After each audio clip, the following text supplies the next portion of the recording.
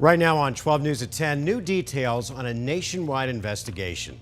The FBI says it's found more than 100 sex trafficking survivors and the criminals responsible for it. And officials believe that includes more than a dozen here in Arizona. It's our big story tonight at 10. Thanks for joining us. I'm Mark Curtis. And I'm Kadiva Devine. Shockingly, all of these discoveries took place in just 2 weeks. Team 12's Bianca Bono talked to a trafficking survivor about this operation and what people should know about the crime.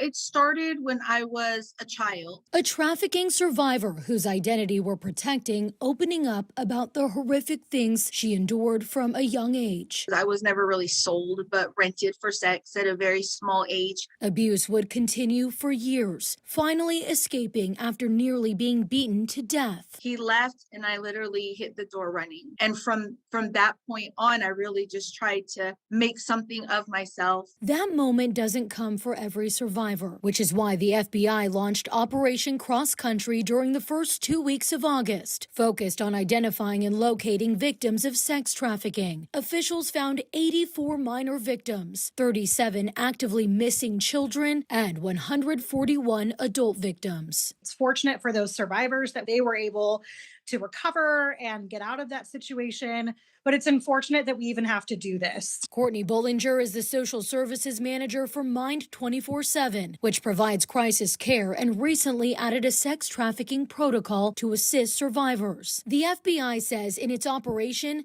17 of the adult victims were found in Phoenix in just 4 days. We have to take our blinders off so that we know how to protect our children and our neighbors and our community. The FBI says victim specialists will now work with the survivors they located, a critical step towards healing. We're talking about long-term counseling, long-term services. This survivor now works with Cece's Hope Center to help others in the position she was once in, sharing what to look out for to try and prevent this from continuing in our community. Let's say, for example, all of a sudden your child comes home and they have expensive handbags, sneaking out of the house. They've got maybe an older boyfriend, those types of things that might be unusual for them. In its operation, the FBI arrested or identified 85 suspects, and the youngest victim was 11 years old.